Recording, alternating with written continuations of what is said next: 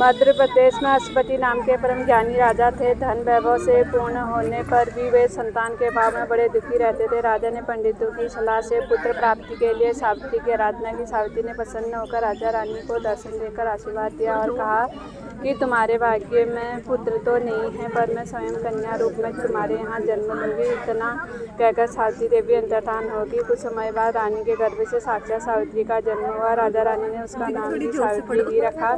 सावित्री सर्वगुण संपन्न थी। वह चंद्रमा की कला के समान नित्य प्रति बढ़ने लगी। जब वह विवाह के योग्य हुई तब माता पिता ने उससे कहा कि अब तुम अपने योग्य मनचाहा वर खोज लो। राजा ने उसे एक बूढ़े मंत्री के साथ वर खोजने के लिए भेज दिया। सावित्री यात्रा पर रवाना हो गई। इधर एक दिन अचानक नारद जी मद्रराज अश्वपति से भेंट करने के लिए आए। तभी सावित्री जी अपने लिए वर पसंद करके लौट आई। उसने आदरपूर्वक नारद जी को प्रणाम किया। नारद जी ने उसे विवाह योग्य देखकर राजा अश्वपति से पूछा कि आपने इसके योग्य वर खोजा या नहीं। राजा ने बताया कि मैंने सावित्री को वर खोजने के लिए भेजा था। वह अभी लौटकर आई है और अब वह वही बताएगी कि उसने अपने पति रूप में किसे पसंद किया। राजा की बात सुनकर नारद जी ने सावित्री से पूछा कि तुमने किस वर के साथ विवाह करने का निश्चय किया है। सावित्री ने परम विनम्र हो हाथ जोड़कर निवेदन किया कि महाराज, राजा धूमसेन का राज्य रुक्मिणी ने छीन लिया और वे अंधे होकर रानी के साथ वन में रहते हैं। उनके एकमात्र पुत्र सत्यवान को ही मैंने अपना पति बनाने का निश्चय किया है। सावित्री के ऐसा करने पर नारद जी ने राजा अश्वपति से कहा कि आपकी कन्या ने वर खोजने में निसंदेह भारी परिश्रम किया है। सत्यवान गुणवान और धर्मात्मा है। वह रूपवान और समस्त शास्त्रों का ज्ञाता है। वह अपने माता पिता के समान सदा सत्य बोलने वाला है। इसी कारण उसका नाम सत्यवान हुआ है। जिस प्रकार समुद्र रत्नों की राशि है, उसी भांति सत्यवान सभी सद्गुणों का भंडार है। वह सब प्रकार से सावित्री के योग्य है। वह सब बातों में सावित्री के साथ क्षमता रखता है। इतना कुछ होते हुए भी उसमें एक भारी दोष है, जिसके सामने ये सभी गुण फीके से पड़ जाते हैं। वह अल्प आयु है और 1 वर्ष की समाप्ति पर उसकी मृत्यु हो जाएगी। नारद जी के मुख से यह वचन सुनकर राजा अश्वपति का चेहरा उदास हो गया। उनके मधुर स्वप्न नष्ट हो गए। नारद के वचन कभी मिथ्या नहीं हो सकते, ऐसा विचार कर उन्होंने सावित्री को समझाया कि ऐसे क्षीण आयु व्यक्ति के साथ विवाह करना कल्याणकारक नहीं है, इसलिए कोई अन्य वर पसंद कर लो। पिता की बात सुनकर सावित्री ने कहा कि अब मैं शारीरिक संबंध के लिए तो कभी मन में भी किसी अन्य पति के खोज का विचार नहीं कर सकती। कोई भी संकल्प पहले मन में आता है, फिर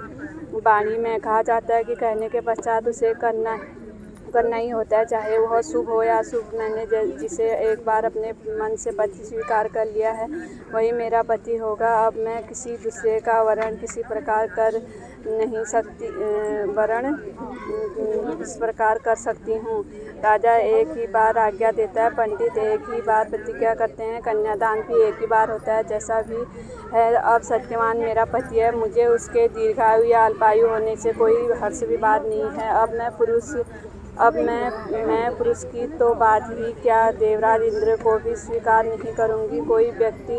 कोई शक्ति मुझे मेरे इस निश्चय से नहीं डिगा सकता। मैं पुनः दृढ़तापूर्वक कहती हूँ कि सत्यवान ही मेरा पति होगा। सावित्री का ऐसा दृढ़ संकल्प सुनकर नारद जी ने राजा अश्वपति को सम्मति दी कि तुम्हें सावित्री का विवाह सत्यवान के साथ ही कर देना चाहिए, यही उचित प्रतीत होता है। इस प्रकार राजा को समझा बुझाकर नारद जी अपने स्थान को चले गए। राजा अश्वपति ने भगवान के मंगलमय विधान में विश्वास करके विवाह की समस्त सामग्री इकट्ठी की और कन्या तथा बूढ़े मंत्री को साथ लेकर धूमसेन की तपोभूमि में पहुंच गए। वहाँ पर राजा धूमसेन अपनी रानी और राजकुमार सत्यवान के साथ रहते थे। अश्वपति ने उनके पास पहुंचकर अपना नाम बताते हुए उनके चरणों में प्रणाम किया। धूमसेन ने अश्वपति के आने का कारण पूछा तो उन्होंने बताया कि मेरी कन्या सावित्री ने आपके सुपुत्र सत्यवान के साथ विवाह करने का निश्चय किया। मैं भी इससे सहमत होकर विवाह की तमाम सामग्री लेकर आपकी सेवा में उपस्थित हुआ हूँ। राजा की बात सुनकर धूमसेन उदास हो गए और उन्होंने कहा कि अब मैं आप में और मुझ में कैसी समता, आप राजासीन राजा और मैं राजा भ्रष्ट रंग के, इस पर भी हम दोनों अंधे हैं, निर्धन हैं और वन में रहते हैं। आपकी कन्या ने वन के भारी कष्टों को न जानकर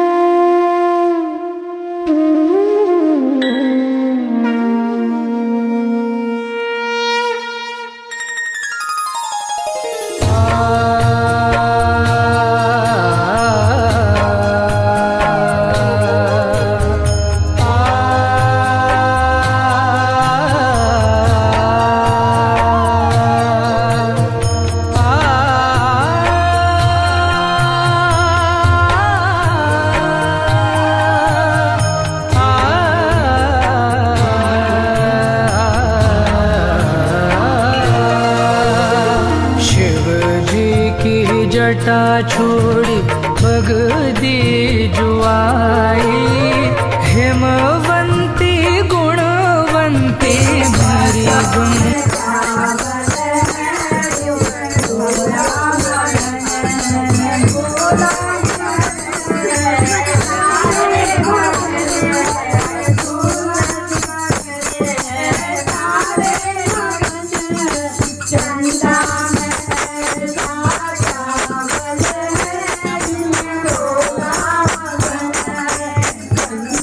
मैं